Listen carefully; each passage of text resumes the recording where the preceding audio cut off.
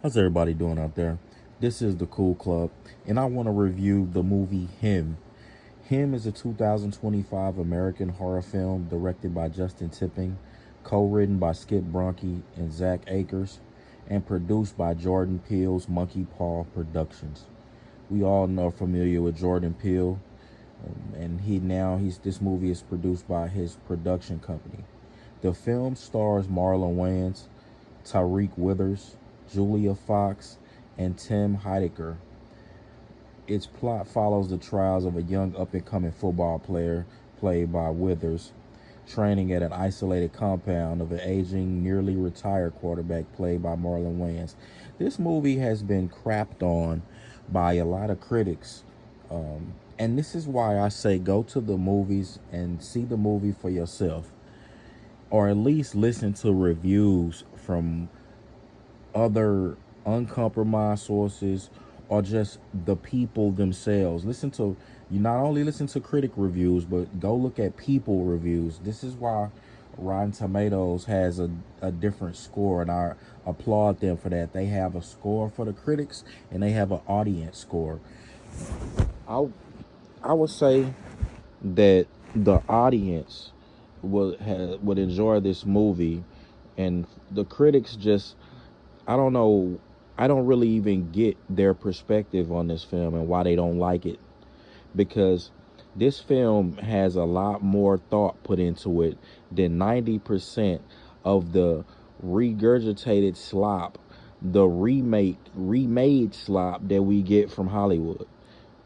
At this point, like, him is a like is has a lot more thought into the film. Like, the film is artistically, visually, the film is great. The acting in the film is great. Marlon Wayans always delivers.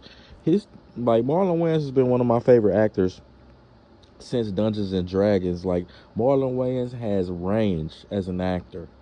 He puts a lot into this craft. I love the Wayans brothers show. But not only did he do a great job, so did Withers. Everybody in this movie came to play. From all the way from Julia Fox, Tim Heidecker, everybody in this movie delivered.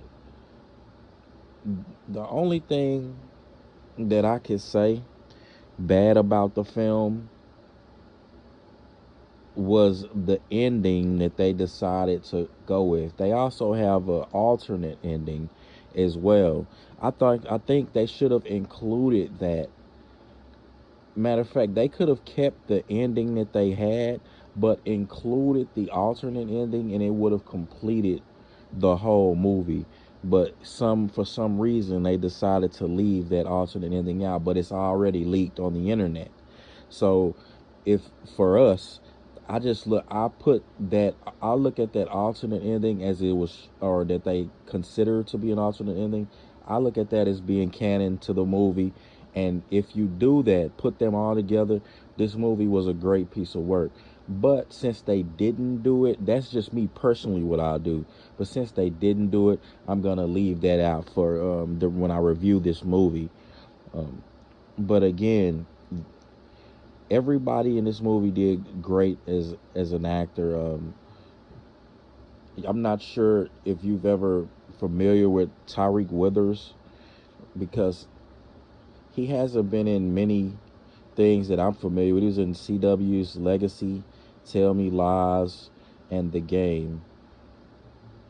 He also was his breakout role was in a comedic drama Atlanta. So I wasn't familiar with him as an actor too much. But Julia Fox, you have in the movie, she's was in the film Uncut Gems. Tim Heidecker is an American comedian, writer, director, and actor. He's also a member of the comedy duo Tim and Eric. This is a and he plays Cam's manager. He plays Tyreek Withers' manager in the film. Marlon Wayans as Isaiah White does a great job. I mean, this man brings so much to this role. Just this raw energy. The themes of the themes of being the GOAT and in the religious aspect of that, of the selling your soul, to be the GOAT. These things are hit home, and or these things are more understood. I would say they're more elaborated, and so you can understand these themes, hidden themes, than you can in a lot of other films that's coming out today. The other films are they're too abstract. They don't really bring it home. You don't really get the metaphor that they're trying to push. But this film does a great job of getting these things across to the audience. The visuals do it, along with the acting. Like, you see what's going on. You see what the director is trying to convey. We see what the writer is trying to convey. We get it. There's a scene. There's, like I said, a very powerful acting. There's a scene where Withers, where Cam. Well, I guess I'm just gonna call him by the name in the movie, Cam. Where Cam, the character played by Tyreek Withers. This guy he actually does a good job of portraying someone who has this wide-eyed look at things at first, and then just like wakes up from this, what you consider to be his dream. What his dream turns into a nightmare, and he really realizes that he does a good job of switching that on and off.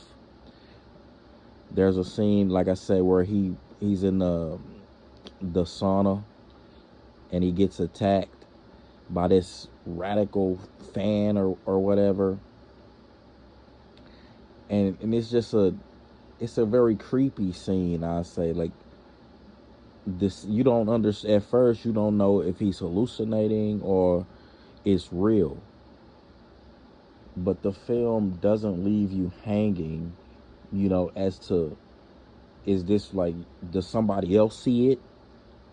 Or so you can validate its reality. Like, if someone else sees it, then it's real. So it doesn't leave you hanging like a lot of these films where you're like, is this person in reality or real life? I just did a review on the movie Vicious, and that movie is like that. But yeah, everybody in this film is great. It does a good job of conveying delivering on what it's trying to convey to the audience.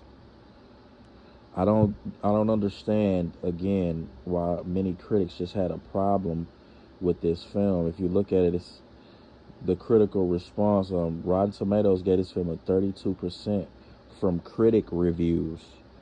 It says, fumbling the ball well before the red zone, him has style to spare, but botches its promising concept with rookie execution.